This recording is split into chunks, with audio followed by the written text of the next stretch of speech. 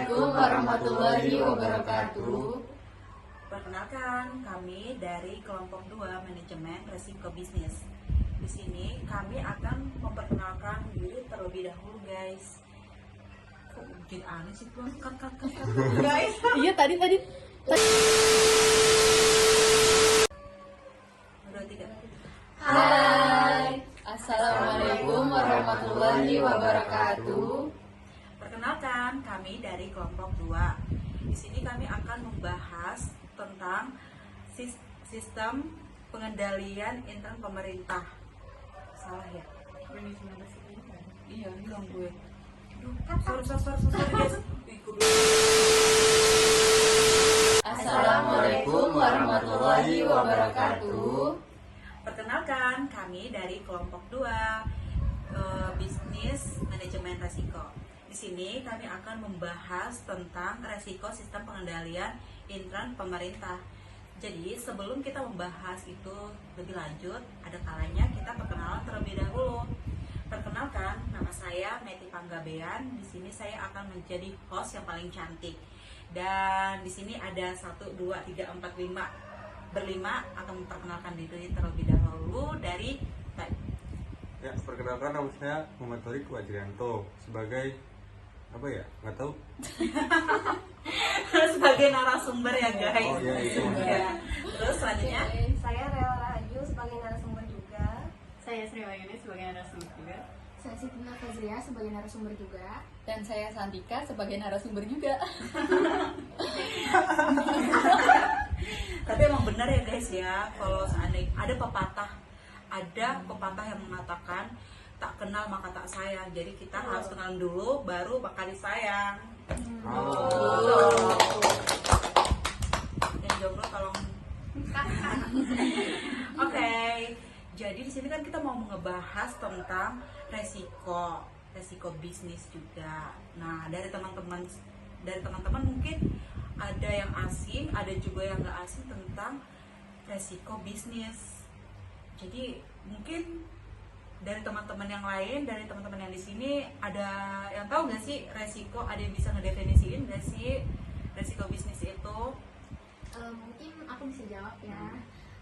Manajemen risiko itu proses mengidentifikasi, menganalisis, mengevaluasi, mengendalikan dan berusaha menghindari atau bahkan kehilangan risiko yang tidak dapat diterima. Gitu aja sih kalau menurut aku. Oh, kayak mengidentifikasi gitu ya. Kayak gitu. Intinya kayak maksudnya kayak yang dilakukan buat meminimalisir resiko gitu. Nah, gitu. Sudah juga Iya. Ya. Oh begitu. Kalau dari Sri sendiri, menurut Sri gimana sih manajemen risiko itu? Kalau menurut aku sendiri ya, aktivitas terorganisasi untuk mengarahkan dalam dan mengendalikan organisasi dalam kaitan dengan resiko sih. Kalau menurut Tamekti, Jadi intinya itu sebenarnya manajemen resiko. Jadi itu tujuannya itu kayak untuk mengidentifikasi, mengevaluasi hal-hal yang tidak diinginkan. Hal-hal yang tidak diinginkan itu seperti ya kayak terjadinya kegagalan produksi gitu-gitu ya kan ya guys ya. Jadi kita bisa menyimpulkan kalau sebenarnya manajemen resiko itu untuk kayak mengevaluasi, mengidentifikasi resiko-resiko yang akan mengakibatkan kerugian dalam perusahaan. Betul. Jadi ini kalau ngomong-ngomong tentang manajemen resiko, kan resiko aja itu udah bisa diartikan kayak dampak ya kan guys ya. Dampak. Betul kan, Rik? Jadi dampaknya itu misalnya nih kalau kita melakukan misalnya kita punya plan A gitu ya. Iya. Kita punya plan A, terus kita itu sebelum melakukan plan A ini kan kita udah mikir nih pastinya nanti kalau saya melakukan plan A ini ada efek samping, dampaknya gimana ya gitu. Dampaknya. Jadi sebenarnya manajemen risiko ini menurut aku tuh sih kayak biar nggak melakukan kesalahan-kesalahan yang berakibatkan fatal kayak gitu sih, yang kayak yang Jadi- mengakibatkan kegagalan dalam perusahaan tersebut. Kalau di real life-nya itu gimana sih? Kamu ada pendapat nggak, Santika? Pendapat apa ya? Ya contohnya kayak kita kan belum punya perusahaan nih ya kan guys, tapi kan kita punya manajemen juga kan, maksudnya kayak gitu dalam memanajemen keseharian kita kayak waktu atau apapun itu, apapun lagi, sorry guys. Iya, kayak betul gitu. betul. Iya. Misalnya nih kayak Torik kan, Ah. hari ini dia punya acara kerja, syuting, terus mau kuliah gitu kan, pasti kamu memanajemen waktu kamu kan sehingga semuanya terrealisasi. Betul. Gitu kan. Dan Kalau teman-teman, kalau aku sih, menurut aku sih itu kita kan kerja ya. Kerja itu pasti setiap bulan dapat penghasilan. Nah, penghasilan itu pasti di manage biar cukup buat 1 bulan atau buat tabungan kan. Nah, jadi itu manajemen keuangan. ya, Jadi si Torik itu menghindari menghindari dia kalau punya kehabisan uang. uang. Nah, Tidak betul. tahu Gajian. Iya, benar. Menghindari resiko tersebut. Jadi Benar. ya gitu aja lah. Benar banget. Benar banget sih Torik. Kalau seandainya kita nggak manajemen keuangan kita juga, misalnya nih kita anak rantau, terus kita punya uang, gaji kita misalnya 3 juta, kontrakan 1,5 juta, belum lagi untuk air, makan. listrik, Iya, banyak benar banget. guys. Kalau nggak kita nggak pinter-pinter, Iya. Manage Susah uangnya ya. susah, itu bisa kelabakan nanti. Nggak bisa makan. Memanage waktu juga benar penting loh guys, tahu.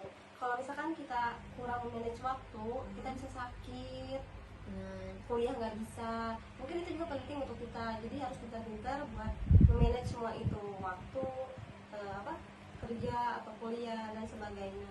Itu juga penting buat kita. Oh, amazing. Iya.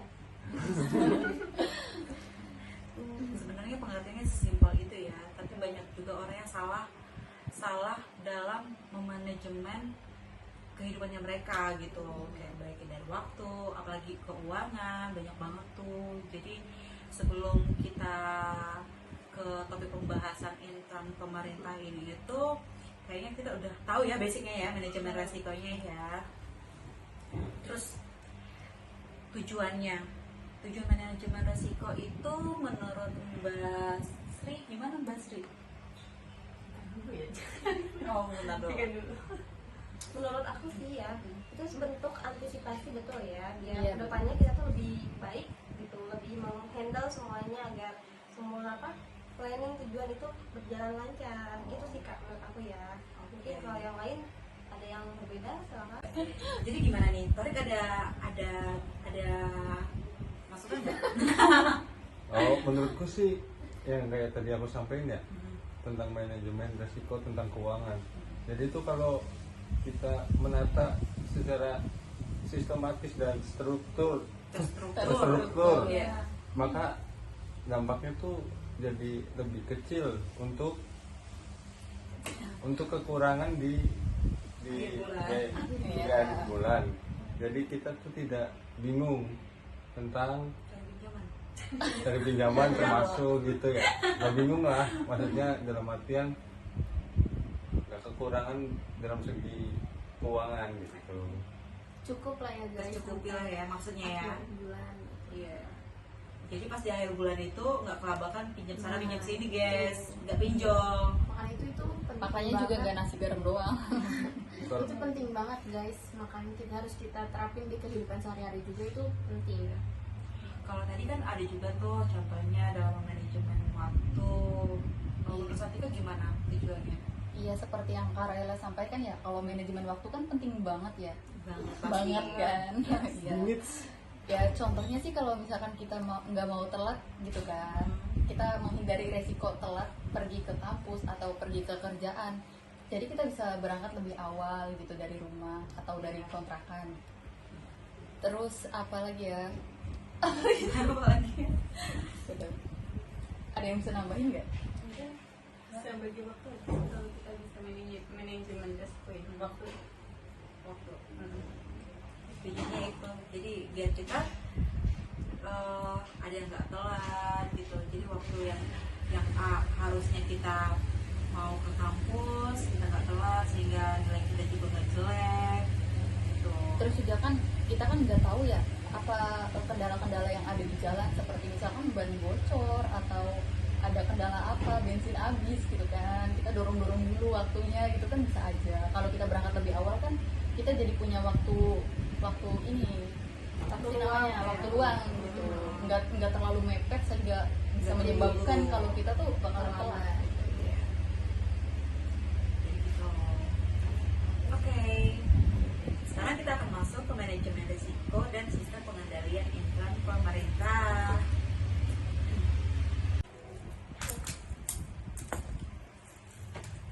Jadi dalam iklan pemerintah juga mungkin banyak banget resiko-resiko yang bakalan dihadapi ya dalam manajemen risikonya. Sehat Pak. Salah satunya itu mungkin contoh anggaran ya, dalam manajemen risiko anggaran. Banyak Anggaran banget gitu. itu berita-berita tentang anggaran.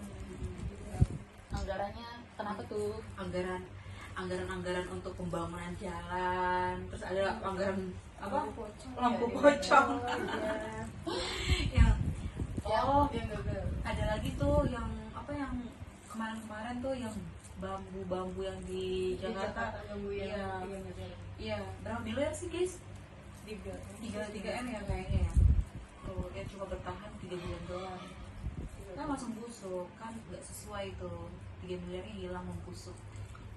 Emang itu proyek apa sih? Kok ada bambu-bambunya? Jadi itu kayak untuk kesenian gitu. Jadi dia tuh membangun bambu gitu, katanya itu bambu untuk iya. Dengan harga yang Fantastis tinggi ya. banget, itu resiko banget gak sih? Nah, Maksudnya itu kan dari anggaran ya. Dari Buat anggaran negara gitu kan. terlalu besar anggaran untuk membuat seperti itu, tapi nggak Kalau ada itu- hasilnya gitu, maksudnya nggak bertahan. lama ini. Iya. Coba itu duitnya dianggarkan untuk Atau kayak membangun desa-desa yang lebih membutuhkan gak sih? Iya. Kayak misalkan buat jalan-jalan di desa-desa yang tahu sendiri kan, banyak yang akses yang jalan. iya. Kita tuh ekonomi di Indonesia kan sulit karena akses jalannya juga masih susah. iya gitu bener kan. banget. Banyak kasus kan kayak Banyak kemarin kasus. di Lampung, Iya. mungkin di Indramayu juga jalannya masih jelek, belum terlihat oleh pemerintah. Iya. Gitu ya. Bahkan di daerah aku di Indramayu ya, ada sampai warga-warga tuh emang ngumpulin duit sendiri tahu buat bangun jalan di situ. Bahkan malah Iya, Jembatan apa jalan raya? Iya, jalan raya, jalan umum. pakai dana pribadi. Iya, karena mungkin kalau nungguin dari pemerintah kelamaan ya, belum termotis lah. belum termotis ya. Harus viral dulu kan. Nah, Iya. biasanya seperti kejadian Di Lampung. Jadi proyeknya juga proyek Roro Jonggrang ya, yang semalam jadi gitu. Tanpa dia memikirkan resikonya, bahwa hasilnya jalan itu nggak akan bertahan lama. Gitu. Mungkin dari planningnya juga belum sempurna mungkin ya. Sempurna Jadi kali. resiko yang ditimbulkan itu cepat dan banyak gitu. Jadi membuat orang kan banyak yang kesusahan. Iya. Itu Itu untuk anggaran ya. Terus ada lagi tuh Anggaran. contohnya yang kayak data informasi. Tahu nggak sih kan kalau di setiap negara itu punya informasi-informasi yang harus dilindungi gitu ya kan, dia privasi, sehingga kalau seandainya informasi yang bocor ke negara lain, ke negara asing itu ya Bisa bakalan bebas. berbahaya gitu ya kan. Terus pernah nggak sih tahu tentang resiko untuk aplikasi kayak gitu, yang kayak pinjol, Iya, tahu banyak kan? ini ya. Tahu. Tahu lah pasti anak kosan. Banyak Iya. banget kasus ya anak-anak sekarang terjerat pinjol dengan mereka tuh tidak memikirkan resiko yang terjadi ke depannya dengan mereka mendaftarkan dirinya melalui data-data asli sehingga tersebar luaskan ke teman-temannya mungkin atau ke keluarga dalam menteror. Itu kan sangat beresiko bagi kesehatan jiwa, raga semuanya ya. Ya, Bahkan ada juga tuh yang pinjol tuh ternyata ilegal dan ternyata tuh yang diambil hanya datanya aja, kita nggak dapat apa-apa dan data kita yang keambil. Gitu. Mereka Bahaya itu banget. bahaya banget, makanya Oh, berarti dia kayak kita foto KTP atau foto apa sih Selfie, data diri kita gitu ya. selfie, Iya. nah itu bisa dipergunakan lagi oleh oknum yang tidak bertanggung jawab gitu deh. Emang kita harus lebih berhati-hati nggak sih dalam memilih aplikasi untuk kita meminjam dana atau apa? Iya. Betul betul. harus yang terpercaya. Harus yang terpercaya dan tentunya diawasin OJK nggak sih? Ya, seharusnya diawasin OJK. Telepon itu legal guys. Tapi katanya aku pernah dengar nih ya, dalam pinjaman online itu yang tidak diawasin OJK, sebelum diawasin sama oleh OJK lah. Jadi dia itu misalnya dia minjam sekian juta gitu, terus dia misalnya membayarnya itu per hari. Kalau seandainya dia nggak bayar di hari itu, dia bakalan berbunga terus gitu. Oh, jadi bunganya makin Iya, makin naik. Iya. Tambah Jadi banyak yang kita pinjam itu bahkan bisa sampai 3 kali lipat lebih besar bunganya bunganya. daripada pinjamannya. Iya. Beresiko banget ya itu ya. Makanya tuh banyak tuh yang kejadian yang pinjam cuma 2 juta berakhir harus membayar dengan 20 juta. Gila banget kan ya. Pantas aja guys, kemarin-kemarin tuh ada berita sampai ada Yang- perempuan pegawai Indomaret sampai bunuh diri gara-gara pinjol ini. Iya. Kasian banget ya. Resikonya itu melebihi dari batas wajar ya, sampai mengorbankan nyawa keluarga yang tidak terbendung gitu ya. Itu Iya. gara-gara satu aplikasi membuat orang pusing gitu. Resikonya sangat-sangat tidak diduga gitu Ya, guys. Ya itu pentingnya ada manajemen resiko sih, biar kita tuh tahu apa ya resiko yang akan terjadi di kemudian hari. Iya benar. Terus ngomong-ngomong guys tentang pengguna jalan tadi ya, kan tadi kita udah menyebutkan tentang anggaran untuk pembangunan baik itu untuk jalan raya, jalan tol gitu. Kan kita sebagai pengguna jalanan tersebut berarti juga kita sebagai seperti kayak pemilik, gak cuma menggunakan, kita juga harus bertanggung jawab juga dong pastinya ya. Betul. Kayak kita membayar pajak tepat waktu, terus juga mengikuti aturan-aturannya juga, karena kan ada tuh ya yang jalanan ini dibangun untuk jalan raya, emang jalan raya tapi kan ada kapasitas muatan yang berlalu lalang di situ gitu. Contohnya kayak truk gede gitu. Nah, itu yang Nah, bikin jalan rusak tuh karena itu. iya, yang nggak sesuai dengan kapasitasnya gitu ya kan jalan. Jadi kita tuh harus membangun rasa ketertiban dan kepemilikan di antara pihak yang terpengaruh oleh risiko tersebut. Jadi resikonya itu ya biar nggak cepat rusak jalanannya. Kita sebagai pengguna jalan juga harus menjaga aset negara kita. Terus ada juga yang apa sih yang besi-besi untuk got itu, tahu kan kalian? Iya. Nah itu kan sering dicolong juga nggak sih? Oh iya. Banyak banget ya. Iya, sama oknum-oknum yang tidak bertanggung jawab. Itu sih yang parah ya. Soalnya kalau jalan tadi kata kakak ada muatan-muatan tertentu. Tapi kalau misalkan itu cuma akses satu-satunya, ya mau gimana lagi gitu. Tapi kalau ke masalah got yang pencurian itu sih yang nggak bisa ini gitu, apa sih nggak bisa ditoleransi gitu. Soalnya apa sih ya, kita sebagai masyarakat menuntut untuk pemerintah untuk membangun apa sih namanya fasilitas umum, sedangkan masyarakatnya aja kayak gitu nggak ngejaga. Ya, jadi kita juga sebagai masyarakat harus membangun rasa kepedulian juga.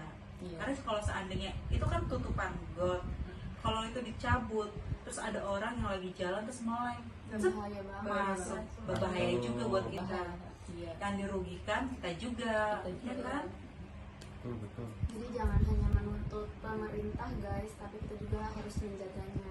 Iya. Kita harus membangun kesadaran juga di dalam diri kita.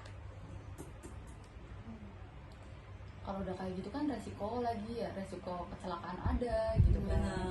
Benar banget. Karena kan kayak lubang ya, Iya. bahaya nggak sih kalau misalkan ada motor atau mobil yang nggak tahu terus tiba-tiba masuk ke dalam situ, Bahaya banget itu sih. juga bahaya sih guys. Iya. Resikonya juga besar banget ya. Itu cuma untuk kita yang di sekitar jalan tersebut, mungkin dari luar kota atau orang-orang yang melewati itu ya. Iya. Kayak polisi tidur aja kadang ada yang terlalu tinggi gitu, Iya, itu iya. juga berbahaya banget guys.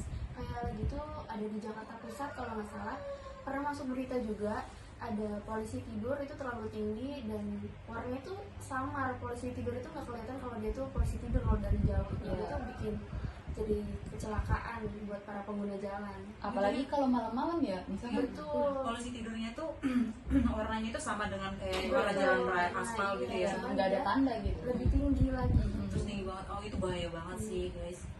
Apalagi misalkan matanya minus dalam keadaan malam hari gitu kan. Mata minus kayak saya di bawah motor nih. Yang Bahaya malam-malam banget sih ya. bahaya banget itu. Terus yang mengenai got, kan itu got dikasih apa namanya pembatasnya kayak gitu kan, tutupannya kayak gitu untuk mencegah juga kayak benda-benda besar yang terlalu besar masuk ke dalam got tersebut. Bayangin aja guys, kalau seandainya ada batu atau kayu atau sampah-sampah gitu ya yang langsung masuk ke dalam got, itu mengakibatkan tersumbatnya got tersebut. Nah, itu Iya. risiko juga jadi Iya banjir. bener banget, bakal jadi banjir. Terus juga sampahnya itu langsung menuju ke laut, jadi air ke laut kita juga terkontaminasi oleh sampah gitu deh. Ya ujung-ujungnya ya kita semua juga yang rugi kan ya. Kita Iya. semua yang membangun, kita juga yang mendapatkan kerugian tersebut. Jadi ya antisipasinya untuk itu juga. Ya intinya kita harus menjaga sih. Ya, gitu. Pesan moralnya kita harus menjaga Semua aset ya ya. semua aset dan membangun kesadaran Iya. kesadaran. Ingat Tori, kamu itu harus membangun kesadaran. Kalau kamu punya teman, kamu harus membangun kesadarannya dia. Sadarkan aku. Jangan cuma bisa nuntut. Iya, Nah, jangan itu. A B B nuntut mulu ke pemerintah, ke Tapi Bapak kita nggak Jokowi. jaga. Iya. Kita nggak jaga sama aja bohong kan? Iya. Benar.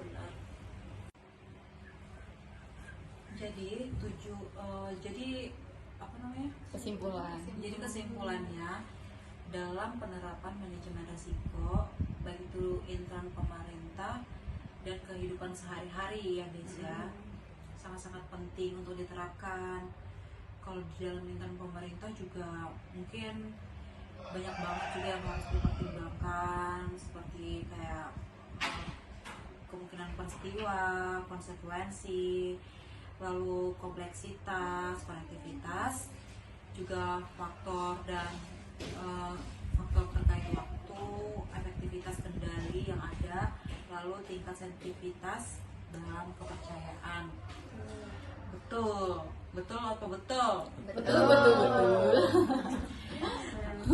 Dalam kehidupan di dalam kehidupan sehari-hari juga sangat penting juga itu dalam manajemen risiko, seperti dalam manajemen keuangan tadi yang kata Mas Tori, terus manajemen waktu kata Mas Afrika dan kata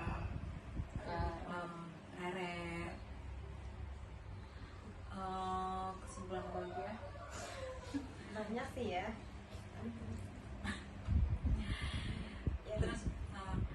Terus untuk tujuan analisis resiko juga itu untuk memahami sifat resiko. Jadi dia itu resiko ini juga punya karakteristik yang kita harus analisa, termasuk juga kemungkinan tingkat resikonya juga ada yang tinggi, rendah, sedang gitu.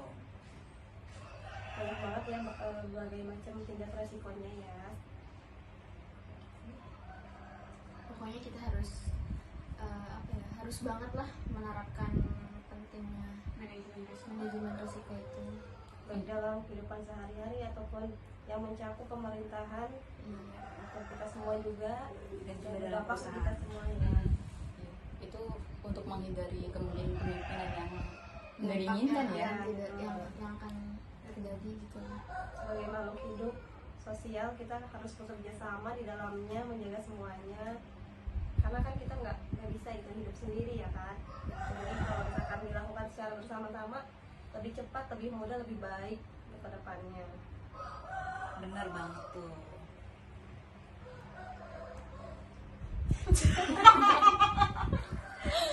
Aduh pusing. Mungkin Mas Tori mau nambahin kesimpulannya. Manajemen risiko dalam kehidupan dan pemerintah itu apa ya, saling terstruktur untuk menciptakan keberhasilan pada suatu proses. Bagaimana proses itu dapat terjadi itu Tegang banget Mas. Enggak. dengan cara mengevaluasi, meminimalisir manajemen risiko. Terus apa ya? Lanjutin dong. Apa sih? Ya Toiba. Lu punya resiko, lu punya manajemen. Tapi buat Tapi nggak buat. Oke. Jadi kita itu juga harus seperti yang tadi, tujuannya kita udah tahu. Terus tujuan dalam penerapan manajemen risiko di intern pemerintah juga ada juga tujuan yang tadi yang kayak pesan moral tadi ya guys ya. Kita itu harus membangun rasa keterlibatan dalam kepemilikan di antara pihak yang terpengaruhi oleh resiko tersebut, seperti jalanan yang tadi, aset-aset negara kita, baik itu lampu jalan, tanaman yang di jalan, jangan dipretel-pretelin, dirusakin. jangan usil lah ya. Iya, guys. jangan usil. Terus tutup-tutupan got, jangan diambil dijual ke pasar loak. Pasar loak bukan sih? Ke Madura. Iya, ke warung Madura. Kilo guys. Jangan dikiloin, meskipun itu akan menghasilkan uang, tapi akan merugikan. lebih besar manfaatnya kalau itu diletakkan sesuai dengan Tempatnya. tujuannya gitu. Tujuan. Karena kalau diambil juga resikonya besar. Gede, iya. Mungkin kalau kamu ngambil itu dijual menghasilkan uang, Iya. tapi Yang punya uangnya duit itu gak apa? akan seberapa dengan manfaat yang di situ gitu. Iya. Betul. Lalu juga dalam memberikan informasi juga kita itu harus ngasih yang terbaik, atau informasi-informasi itu harus yang valid gitu ya, enggak hoax, sebagai dasar pengambilan keputusan dan pengembangan pengelolaan resiko. Lalu menyatukan keahlian dan pandangan pada tiap tahap atau proses manajemen resiko itu sendiri. Oke, sekian pembahasan kita dari hari ini. Alhamdulillah. Alhamdulillah. banyak ilmu yang kita dapat. Banyak ilmu banget yang kita dapat hari ini, sharing tentang manajemen resiko. So ya, thank you telah meluangkan waktu untuk menonton podcast kita. Semoga kita sehat selalu dimanapun kita berada. Amin. Sukses dalam penerapan manajemen resiko, baik di dalam perusahaan, di dalam kehidupan sehari-hari, dan keuangan kita. Tepuk tangan semuanya. Terima kasih yang udah nonton. Terima kasih ya yang udah nonton. Bye. Bye. Nah. Kita gak kompak. Sorry. Dah. Ya. Yuk.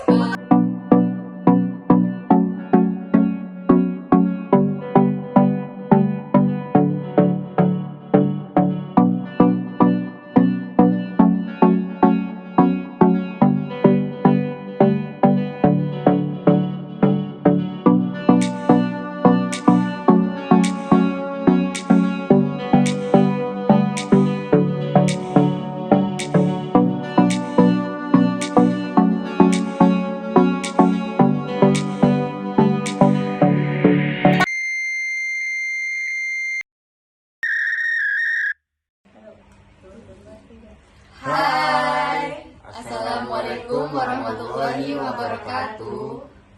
Hai, sekali lagi teman-teman. Apa ya? Selamat siang. Gue sudah.